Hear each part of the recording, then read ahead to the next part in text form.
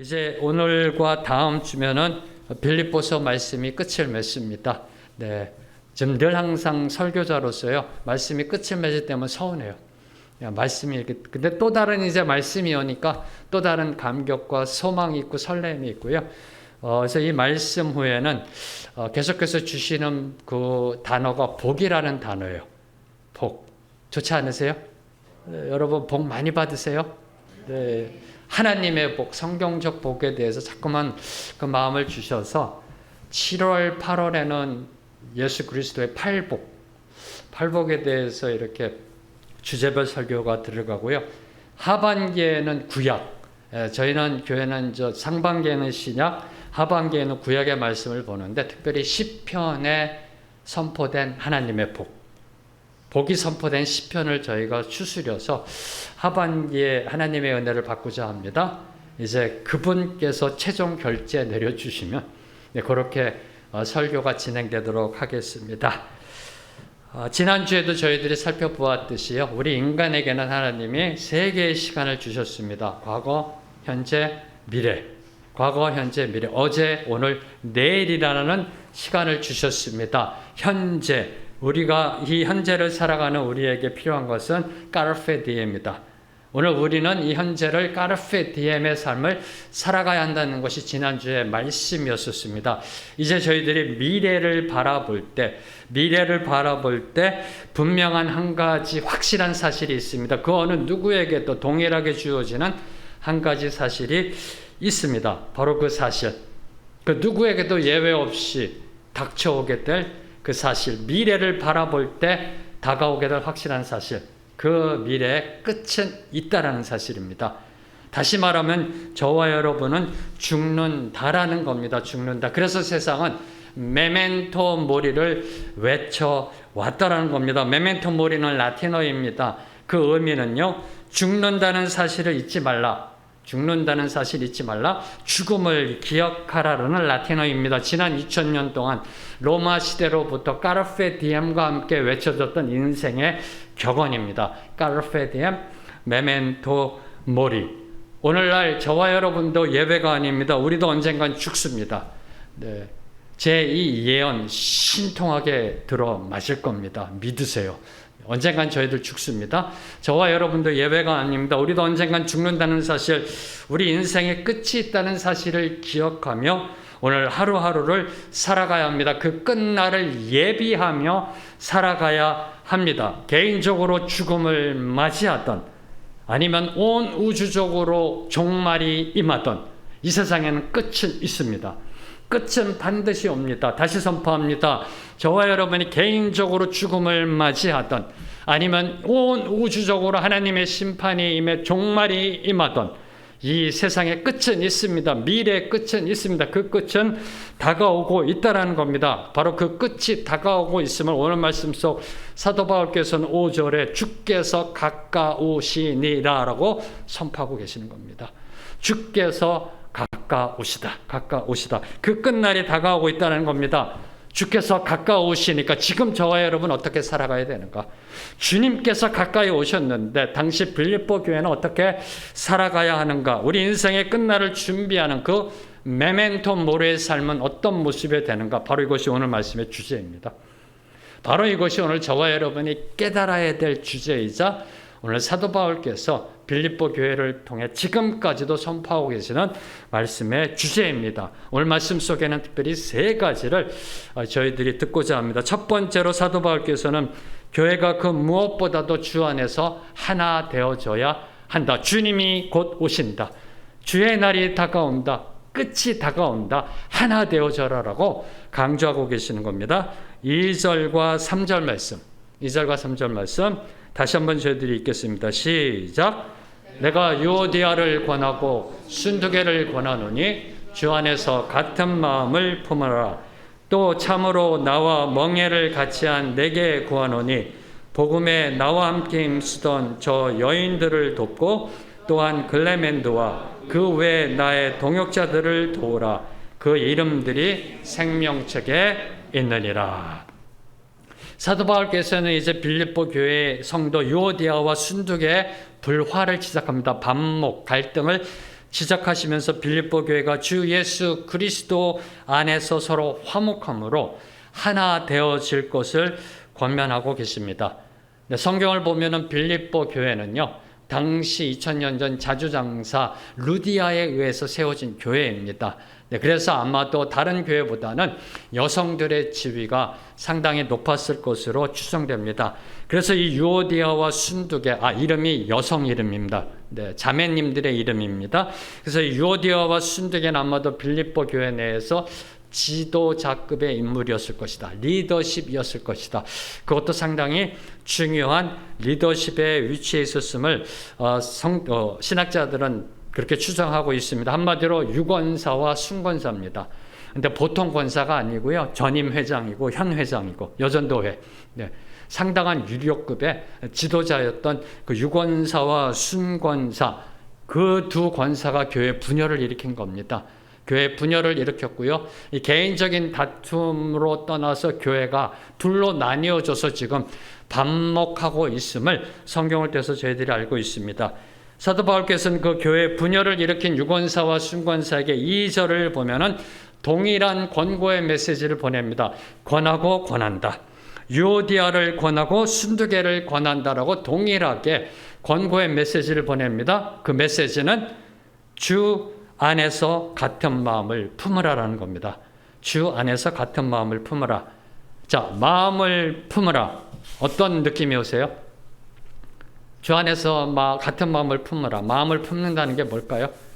하나님의 말씀대로 지켜나가고 서로 사랑하고 이런 걸까요? 느낌이요?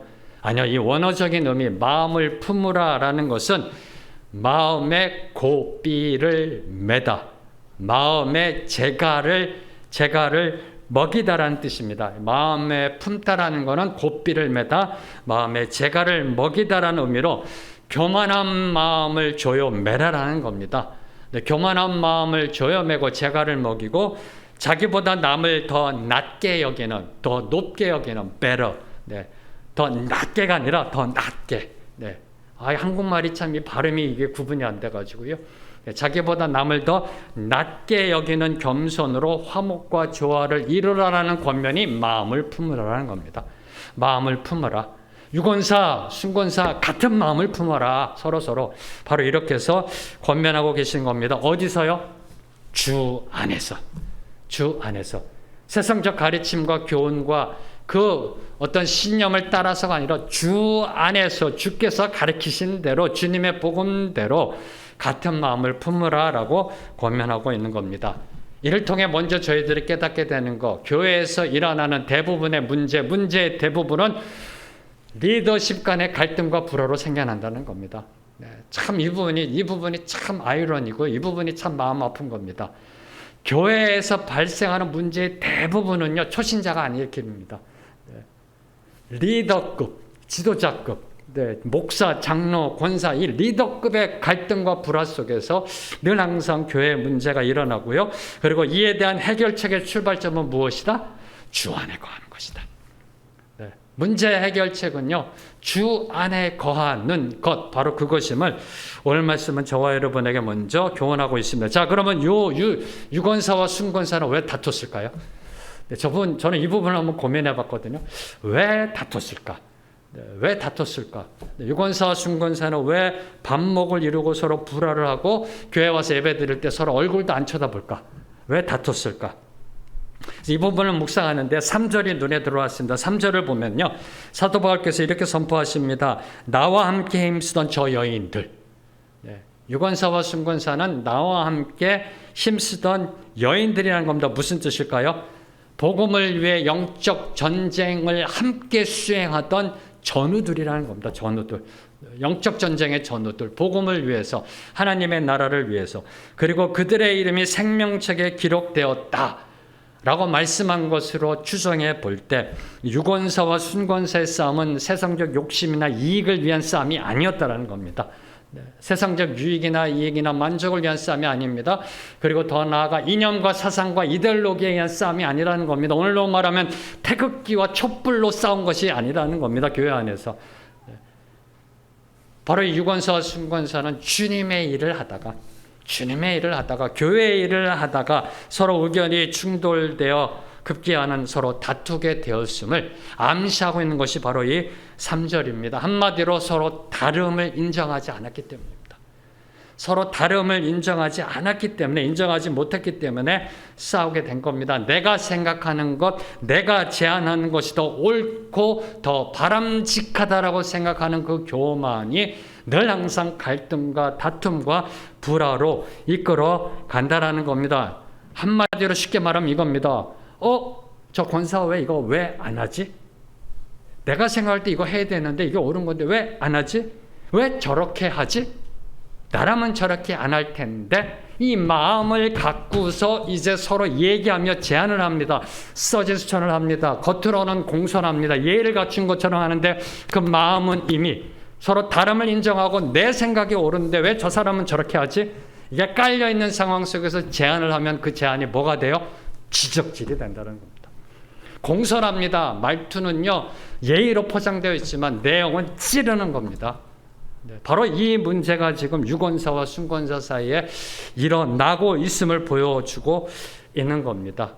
바로 이 부분이 문제라는 겁니다. 모든 교회 시대와 공간을 뛰어넘어 문제는 바로 이 문제인 겁니다. 제가 온누리 교회에서 7년 이렇게 섬길 때도요, 보면은 이제 보통 문제들은 다 리더십에서 일어납니다. 운영위원들, 장로님들, 리더십들. 그러면은 우리 운영위원 리더십들 보면은 교회를 향해서, 그다음에 공동체 나아갈 방향에 대해서 한마디 한 말씀 다 하세요. 한 말씀 한 말씀 다 옳으신 말씀입니다. 다 옳으신 말씀이에요. 근데 그거를 목사로서 받아서요, 그거를 다 실행하면 교회가 엉망진창이 됩니다. 하나하나 다 그걸 받아서 그걸 다 실행한다 그러면 엉망진창이 됩니다. 물론 이제 목사로서 그 하시는 말씀에 있어서 정말 중요한 거는 제가 교회에다 제안도 하고요, 또 공동체를 섬기는 데 있어서 참작도 하고 합니다. 그런데 대부분은 그겁니다. 왜 저렇게 하느냐? 왜 저렇게 하느냐? 이 부분입니다. 왜 저렇게 하냐? 근데 이 단계에서 한 단계를 더 못 넘어가요. 뭐냐 하면은 왜 저렇게 할까? 아니, 왜 저렇게 할까? 그 이유와 그거에 대해서 생각 없이요, 내 입장에서 내가 옳은 거고 내가 더 바람직한 의견을 갖고 있다라는 생각을 가지고 늘 항상 교회를 섬기다 보면 부딪히게 된다는 거예요. 부딪히게. 왜요? 그 제안은 지적이 되니까. 그래서 늘 아픈 거예요. 회의했는데 늘 힘든 거예요. 회의하고 서로 만나서 교회를 서로 섬겼는데 늘 끝나고 뭔가 좀 찝찝한 거예요. 안 좋아요, 기분이요. 교회를 서로 의논했는데 바로 그 모습이 지금 유권사와 순권사의 불화 속에 들어가 있는 겁니다. 사랑하는 성도 여러분, 만약에요, 두 정원이 있어요. 가든이 있는데 한쪽에는 한 가지 꽃만 펴 있어요. 한 가지 꽃만 펴 있고요, 다른 쪽 정원에는 여러 가지 색깔의 꽃들이, 다양한 꽃들이 조화롭게 펴 있어요. 어느 정원이 더 아름다운 정원인가요? 한 가지 꽃만 펴 있는 정원인가요? 아니면 여러 가지 색깔의 종류들의 꽃들이 아름답게 펴 있는 그 정원, 어느 쪽의 정원으로 여러분 가고 싶으신지요? 한번 생각해 보세요. 이 세상에요, 나랑 똑같은 사람, 똑같은 생각, 똑같은 습관, 똑같은 모습을 가진 사람들만 있다고 생각해 보세요. 상상이 안 되세요? 세계 인구가 75억 명이라고 합니다. 75억 명이 나의 도플갱어. 나랑 똑같은 생각, 똑같은 습관, 똑같은 모습, 똑같은 말투, 똑같은 어투, 똑같은 행동. 이게 과연 어떻게 돌아갈까? 이제 저 개인적인 생각은 떠오르는데, 제 아내에게 한번 물어봤어요. 이렇게 했더니 별 대답이 신통치 않아요. 뭘 이상한 거 질문하냐고. 그래서 제가 인터넷을 쳤습니다. 이렇게 된다면 했더니 없어요, 별로. 그러다가 어느 한이 딱 나오더라고요. 만약에 나랑 똑같은 사람들이 이 세상에 존재한다면 그분의 글에는 이렇게 돼 있어요. 절대 그런 일이 일어나서 안 된다. 끔찍하다라고 단어를 쓰더라고요. 끔찍하다. 한번 생각해 보세요. 나랑 똑같은 사람들만 이 세상에 다 있다고 생각해 보세요. 그 사회는 어떨까요? 점점점 활기를 잃어갈 겁니다. 아마 점점점 죽어갈 겁니다. 나라는 꽃만 피어있는 것이 아니라 너라는 꽃, 우리라는 꽃, 이런 꽃들이 피어있는 곳이 바로 주안이라는 정원입니다. 나만의 꽃이 피어있는 게 아니라 너라는 꽃도 피어있고요, 우리라는 꽃들이 함께 아름답게 피어있는 곳이 바로 주안, in Christ라는 garden, 주 안이라는 정원이라는 겁니다. 사랑하는 성도 여러분, 지금 내 옆에 있는 사람은 경쟁자가 아닙니다. 동역자입니다. 함께 손을 붙잡고요. 주 안에서 아름다운 정원을 만들어 가야 되는 바로 그런 동역자라는 사실을 사도 바울께서는 제일 먼저 메멘토 모리의 첫 번째 삶으로 강조하고 계시는 겁니다. 주 안에서 하나 되라. 주 안에서 하나 되라. 같은 마음을 품으라. 어떻게 주 안에서 하나 되는가? 마음을 조여 매라는 겁니다. 교만을 조여 매라라고 말씀하고 계시고요. 그 다음으로 두 번째로 이제 주 안에서 같은 마음을 품으라 권면하신 사도 바울은 이제 그 다음으로 기쁨과 관용으로 신앙의 성숙을 이루어갈 것을 강조하십니다. 두 번째로 기쁨과 관용의 삶을 살아라. 4절과 5절 말씀 함께 읽겠습니다. 시작. 주 안에서 항상 기뻐하라. 내가 다시 말하노니 기뻐하라. 너희 관용을 모든 사람에게 알게 하라. 주께서 가까우시니라. 자, 4절에서 사도 바울은 빌립보 교회를 향해 기뻐하라, 기뻐하라라고 두 번 반복해서 말씀하십니다.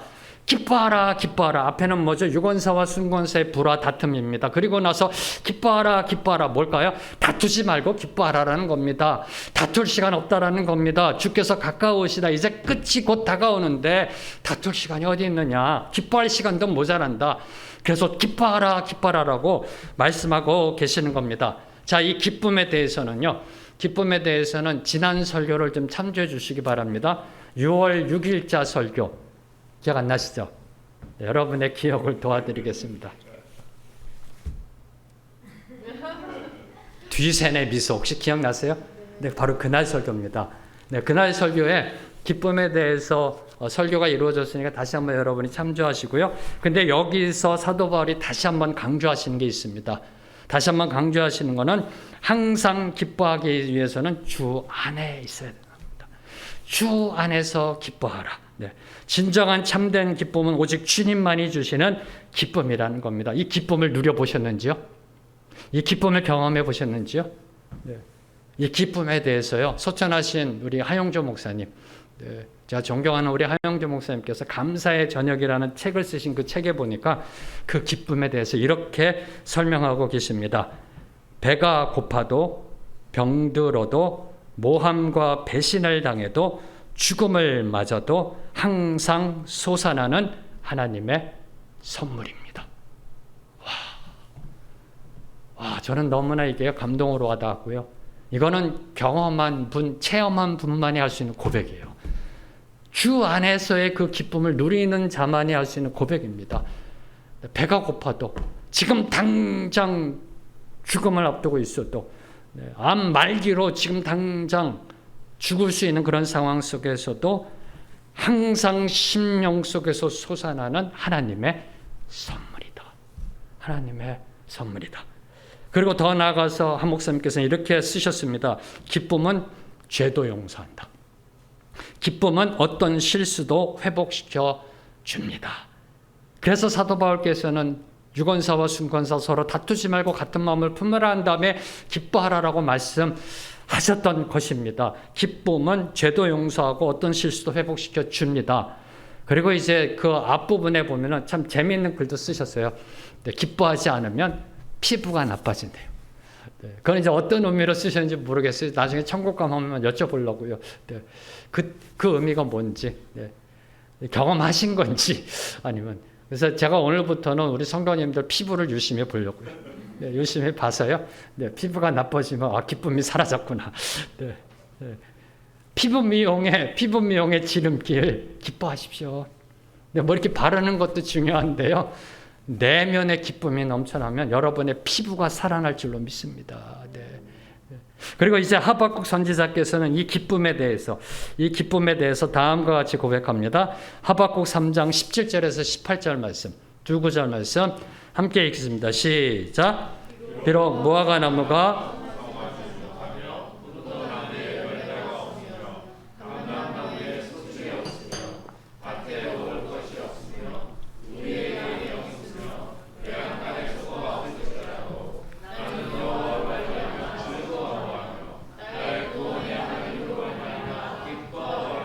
주 안에서의 기쁨은요. 주 안에서의 기쁨은 무성하지 못하며 열매가 없으며 소출이 없으며 먹을 것이 없으며 양이 없으며 소가 없을지라도 여기하질입니다. 여호와로 인해 기뻐하고 하나님으로 인해 즐거워한다. 아멘이세요? 야, 쉽지 않은 거 아멘이 하셨습니다. 저는 아멘 안 했습니다. 자신 없어요. 솔직히 자신 없어요. 네. 다시 선포합니다. 무성하지 못하며 열매가 없으며 소출이 없으며 먹을 것이 없으며 양이 없으며 소가 없을지라도 여기하질. 와. 오늘날로 바꿔서 표현하겠습니다. 여러분의 가정이 폭삭망해도, 여러분의 자녀들이 매일매일 실패해도, 여러분의 건강 속에 말기암이라는 선포가 주어져도, 여러분이 지금 갖고 있는 은행 잔고가 드디어 마이너스로 떨어져도, 여러분의 직장에서 쫓겨나고 사업이 폭삭망하고 이제 집에서 쫓겨나 길거리로 나앉게 된다 할지라도 나는 여호와로 인해 기뻐하고 하나님으로 인해 즐거워하리라. 자신 없습니다. 그런데 인간 황제명은 자신 없는데 제가 주 안에 거할 때 주님의 능력으로 저는 기뻐할 자신이 있습니다. 주 안에 거할 때 성령이 주시는 능력으로 기뻐할 수 있습니다. 바로 이 기쁨이 사도 바울께서 선포하시는 기쁨입니다. 감옥 안에서 감옥 밖을 향해 외치는 기쁨입니다. 세상의 순리는 감옥 바깥에서 감옥 안을 향해 기뻐하라고 하는 기쁨입니다. 야, 실망하지 마라, 포기하지 마라. 너는 죄가 없잖아. 조금만 더 힘내. 내가 변호사 좋은 사람 선임했으니까 참어. 기뻐해. 절대 좌절하면 안 돼. 절망하지 마. 그럼 모든 게 끝이야. 이게 바깥에서 안으로 하는 기쁨의 선포인데 지금 사도 바울께서는 감옥 안에서 밖을 향해 선포하는 기쁨. 이 기쁨이 바로 주 안에서의 기쁨입니다. 절망과 좌절과 어떤 고통의 그 골짜기 속에서 기뻐할 수 있는 것, 희망의 봉우리를 발견했기 때문에, 절망의 계곡 속에 빠져 있으면서 기뻐할 수 있는 것, 희망의 봉우리를 발견했기 때문에 바로 이 기쁨을 지금 선포하고 있는 겁니다. 사랑하는 성도 여러분, 이 기쁨을 누리십시오. 아니, 기쁨을 경험하십시오. 주 안으로 들어가십시오. 하영재 목사님께서 선포하신 그 기쁨, 하나님의 선물을 체험하는 저와 여러분이 되기를 선포합니다. 이제 주 안에서의 기쁨을 강조한 바울은 그 다음으로 5절에서 서로의 관용의 덕을 세워갈 것을 호소합니다. 관용, 용납이죠. 관용. 관용이라는 이 원어를 보면은요, 두 가지 의미가 있습니다. 첫 번째는 내 자신의 우월과 권리를 내세우지 않는다라는 겁니다. 나의 장점, 나의 우월성, 나의 장점, 우월성, 내 권리를 내세우지 않는 게 관용입니다. 그리고 더 나아가 넓은 마음으로 남을 품는 사랑과 용서. 저와 여러분이 일반적으로 알고 있는 그 관용.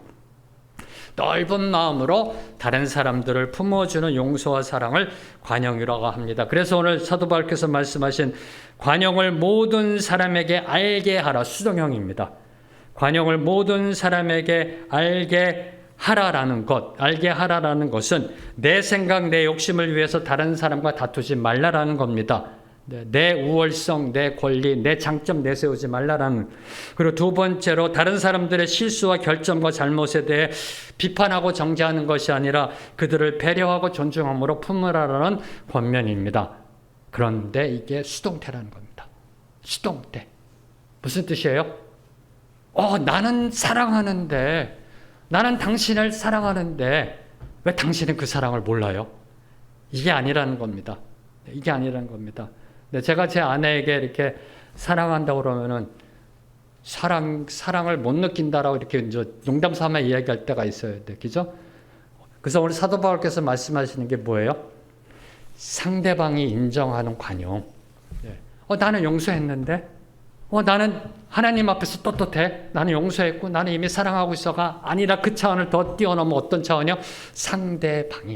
상대방이 그 관용을 느끼고 체험하게 만들어가는 겁니다.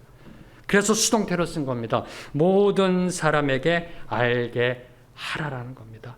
다른 사람이 느끼고 다른 사람이 체험하고 다른 사람이 고백하는 관용으로 나아가는 겁니다. 한마디로 이런 삶은 나 중심의 삶을 내려놓으라는 겁니다. 나라는 자아를 내려놓으라는 겁니다. 1인칭 중심의 삶을 내려놓고 다른 사람 중심으로 살아가는 겁니다.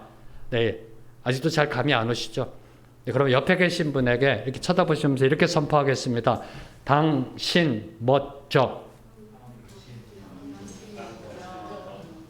네, 역시 일부보다는 적네요, 소리가요.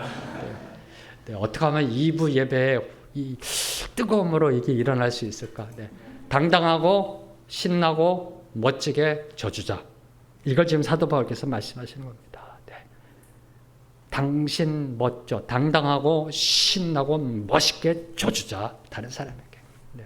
이런 인생을 살아가라는 겁니다. 그럼 왜 우리는 맨날 그렇게 살아가야 되나요? 우리 크리스찬들은?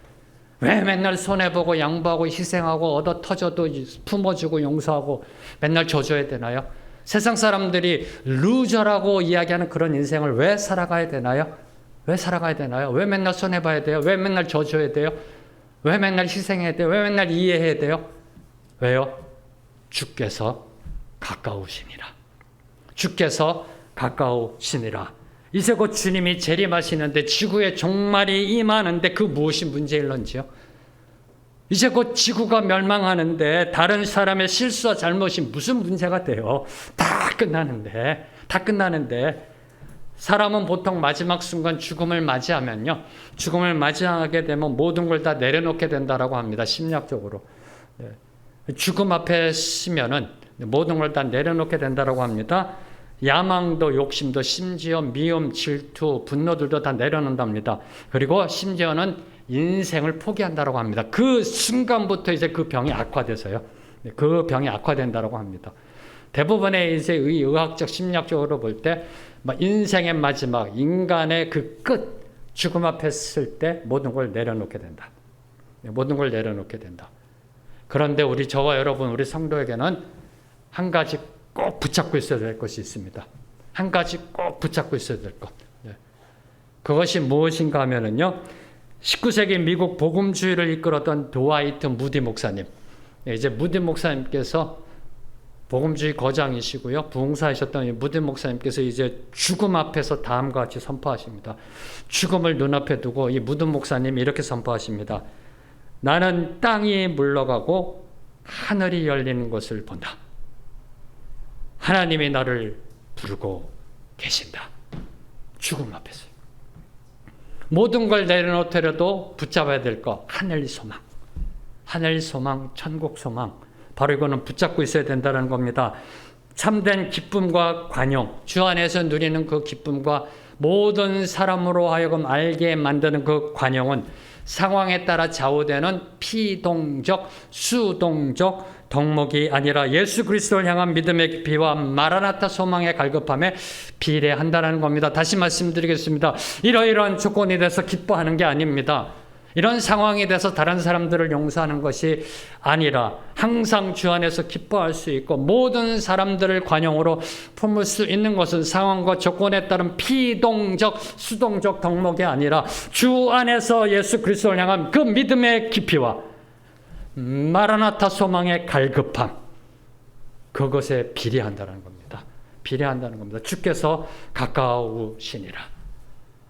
오늘 밤에 만약 주님이 재림하신다면 지금 무엇을 하실런지요?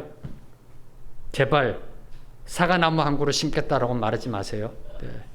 오늘 밤 주님이 재림하신다면 여러분은 지금 무엇을 하실런지요? 아니, 무엇을 해야 할까요?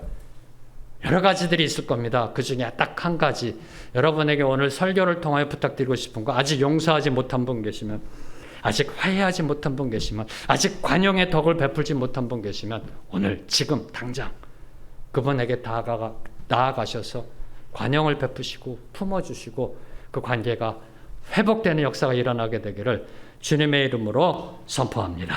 세 번째로 이제 사도 바울께서 메멘토 모리의 삶을 사는 세 번째 교훈은 6절과 7절을 보면 사도 바울께서는 이제 주께서 가까우심으로 아무것도 염려하지 말고 기도함 속에 하나님의 평강을 구하라라고 권면하고 계십니다. 자, 6절 말씀 함께 읽겠습니다. 시작. 아무것도 염려하지 말고 다만 모든 일에 기도와 간구로 너희 구할 것을 감사함으로 하나님께 아뢰라. 기도하라라고 말씀하십니다. 아무것도 염려하지 말고 너희 구할 것을 하나님께 아뢰라. 기도하라라고 말씀하고 계십니다. 기도하라. 그런데 앞부분에 조건이 있습니다. 아무것도 염려하지 말라. 그리고 기도하라라고 말씀하고 계시는 겁니다. 자, 그러면은 어떻게 하면은 아무것도 염려하지 않을 수 있을까요? 사도 바울께서 말씀하십니다. 아무것도 염려하지 말고 이게 먼저 이루어지고 그 다음에 너희 하나님께 아뢰라. 기도하라라는 겁니다. 그럼 어떻게 하면 아무것도 염려하지 않을 수 있을까요? 네. 이 빌립보서상 6절과 7절은 이제 기도 특강 들어갈 때 상당히 중요한 말씀이기 때문에 저희가 또 한번 보도록 하겠습니다만은 어떻게 하면은 아무것도 염려하지 않을 수 있을까? 지금 여러분이 염려하시는 게 뭐예요? 자녀들? 경제적인 문제? 회사 일터? 건강? 부모님의 건강? 뭐가 염려되세요? 이렇게요? 네. 황재명 목사가 염려되세요? 아무도 안 계세요? 네. 여러분의 염려, 여러분이 일상적으로 생각하는 그 염려가 과연 어디서 올까? 그래서 오늘 성경에 쓰여져 있는 이 6절에 있는 염려라는 이 단어의 문자적 의미는 마음이 나뉘다라는 뜻입니다. 마음이 나뉘다. 무슨 뜻이에요? 우리의 마음이 하나님을 향해 온전히 나아가 예배드리고 나서 세상 것에 의해서 마음이 나뉘어질 때 뭐가 들어온다? 염려, 불안, 걱정, 근심이 들어온다는 뜻입니다. 염려라는 문자적 의미가 마음이 나뉜다라는 겁니다.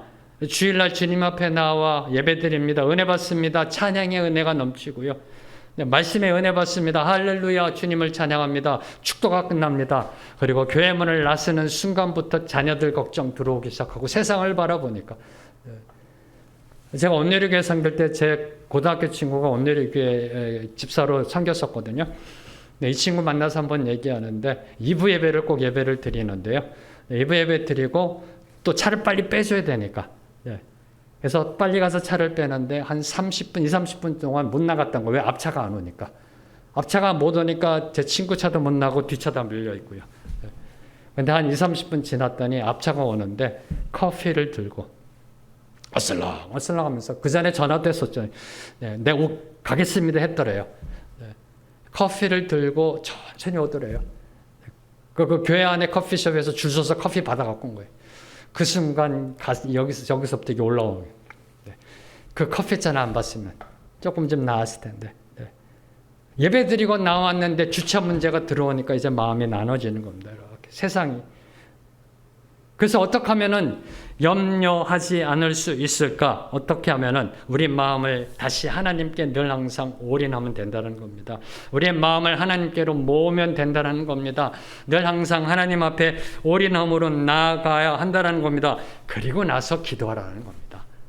그리고 나서 기도하라는 겁니다. 아무것도 염려하지 말고라는 뜻은 세상적 걱정, 근심 다 내려놓는 뜻이 아니라 우리의 나뉘어진 마음, 세상을 향해 나뉘어진 마음, 자녀들을 향해 경제적인 문제, 관계적인 문제, 세상적인 것은 나뉘어진 마음을 다시 하나님께로 모아 올인하고 그 다음에 기도하라라고 말씀하고 계신 겁니다. 근데 그런 기도도 그냥 기도가 아니라 감사함으로 기도해야 함을 강조하고 계십니다. 너희 구할 것을 감사함으로 하나님께 아뢰라. 성경에서 이 감사함으로가 주어지는 신학적 그 의의가 많이 있습니다만 오늘은 딱 두 가지만 저희들이 살펴보고자 합니다. 첫째, 이 감사함으로라는 것이 과연 무슨 의미일까? 어떻게 하는 것이 감사함으로 나아가는 것일까? 첫째, 감사는 하나님을 향해 우리의 마음을 모으는 것, 다시 말하면 온전한 믿음으로 나아갔을 때 나타나는 표출이자 반응이자 결과라는 겁니다. 감사라는 것은 우리가 하나님을 온전히 신뢰할 때, 우리의 마음을 그분께 모았을 때 나타나는 당연한 표출이다. 그분을 신뢰하면 신뢰할수록 감사가 저절로 나옵니다. 바로 이것이 감사함으로 나아가는 거고요. 바로 그러한 감사는 모든 염려의 종식이 되고요. 더 나아가 이 부분이 중요합니다. 예배의 시작이다. 예배의 시작이다. 시편 50편 23절 말씀. 시편 50편 23절 말씀 함께 읽겠습니다. 시작.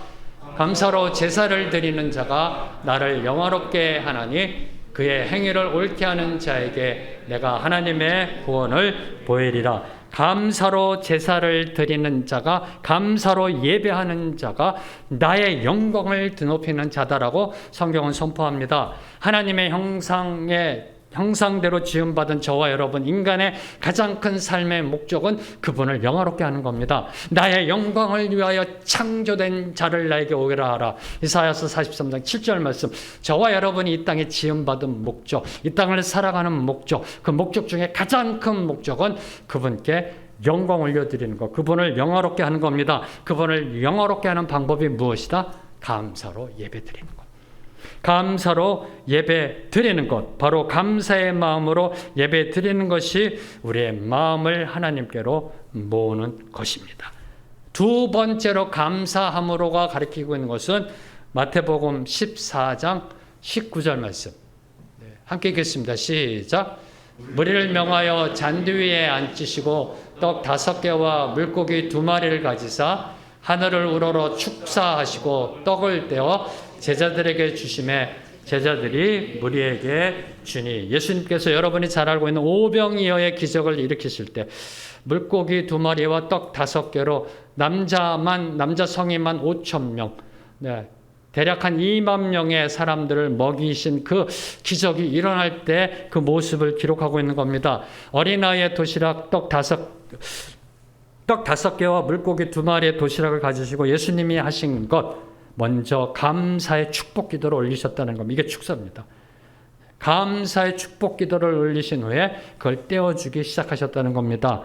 다시 말씀드리면은 오병이어의 기적이 일어난 다음에 남자만 성인만 5,000명이 다 먹고 난 다음에 하나님 감사합니다라고 예수님이 말씀하신 게 아니라 먼저 하나님 감사합니다라고 선포하고 그 떡을 떼기 시작하니 남자만 5,000명이 배불리 먹고도 남았더라. 이게 바로 감사함으로 나아가는 겁니다. 감사라는 것은 우리가 기도해서 응답받은 결과를 향한 반응이 아니라, 다시 선포합니다. 기도 응답의 결과를 향한, 그 결과에 대한 반응이 아니라 그 결과를 향해 나아가는 첫걸음입니다. 이게 감사함으로입니다. 감사함으로. 이게 사도 바울께서 말씀하고 계시는 겁니다. 아무것도 염려하지 말라. 너희 구할 모든 것을 감사함으로 아뢰라. 아랜 다음에 감사가 아니라 감사함으로 아뢰라. 바로 이러한 감사, 하나님을 영화롭게 하는 감사, 하나님께 예배하는 감사, 우리의 마음을 모아 드리는 그 감사, 그리고 선불 감사, 먼저 선포하는 이 감사, 이런 감사로 올려드리는 기도는, 바로 이러한 감사로 올려드리는 기도는 욥의 기도가 됩니다. 주시는 자도 하나님이시요 취하시는 자도 하나님이시다라는 이런 놀라운 고백의 기도를 올려드릴 수가 있고요. 더 나아가 다니엘의 세 친구의 그 기도, 그렇게 하지 아니하실지라도의 기도가 나오게 되는 겁니다. 이런 기도, 이런 감사의 기도로 나아갈 때 사도 바울께서는 하나님의 평강이 임한다라고 선포합니다. 7절 말씀. 7절 말씀 함께 읽겠습니다. 시작. 그리하면 모든 지각에 뛰어난 하나님의 평강이 그리스도 예수 안에서 너희 마음과 생각을 지키시리라. 그리하면 무슨 뜻이에요? 그리하면 무슨 뜻이에요? 6절대로 기도하면, 그죠? 6절대로 하나님께 아뢰면, 그리하면. 네. 사도 바울은 우리가, 저와 여러분이 6절대로 기도하면 그 기도대로 하나님이 응답해 주신다라고 말하고 있지 않습니다. 다시 선포합니다. 네. 저희가 6절대로 우리의 마음을 모아 먼저 감사함으로 하나님께 기도하면 하나님이 그 기도를 모두 다 응답해 주신다라고 말씀하고 있지 않습니다. 대신 우리가 기도하면 하나님의 평강이 우리의 마음과 생각을 지키신다라고 선포하고 계십니다. 뭘 의미할까요? 사도 바울께서 뭘 말씀하고 싶으셨던 것일까요?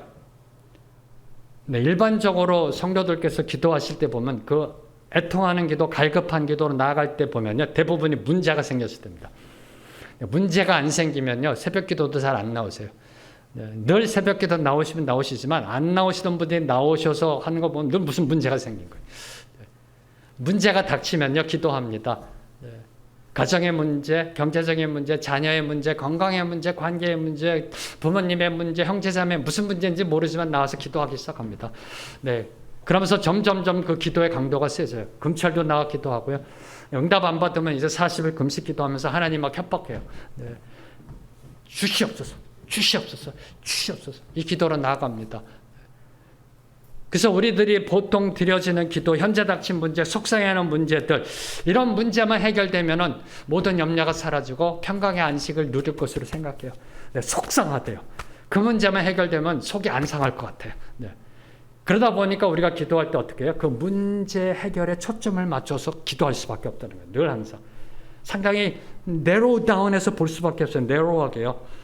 그 문제가 원인이 되고 늘 항상 그 문제 해결을 위해 기도해요. 그래서 문제를 붙잡고 기도해요. 주시옵소서, 주시옵소서. 늘 항상 그 기도로 나아갑니다. 자, 그런 마음으로 기도하게 되면 그 기도의 응답이 이루어질 때까지 늘 항상 초조합니다. 늘 항상 불안합니다. 매일매일 불안하고 초조하고 답답해요. 아직 안 이루어졌으니까. 문제 해결이 안 됐으니까. 그리고 어떨 때 막 조바심이 나고 그리고 어떨 때는 신앙의 회의감도 들어와요. 설사 그 기도가 응답받는다 할지라도요, 또 다른 문제가 발생하면 또 속상해요. 또 속이 상해. 그리고 또 염려해요. 이게 우리의 삶의 기도의 모습이라는 겁니다. 그래서 우리에게 필요한 것이 무엇이다? 하나님의 평강이라는 겁니다. 그래서 사도 바울께서는 6절대로 기도하면 우리의 기도가 응답받는다라고 말씀하지 않으신 거예요. 그보다 더 본질적인 하나님의 응답, 대답을 선포하고 계시는 겁니다. 그 어떤 상황과 조건 속에서도 우리의 마음과 생각을 지켜주시는 하나님의 평강이 필요한 겁니다. 하나님의 평강이. 시련과 고난이 닥쳤을 때 기도한다고요? 갑자기 상황이 바뀌지 않습니다. 어떤 고난과 좌절과 어려움과 고통 속에 빠졌을 때 우리가 기도한다고 해서요, 기적이 일어나는 경우는 극히 적습니다. 상황이 바뀌지 않습니다.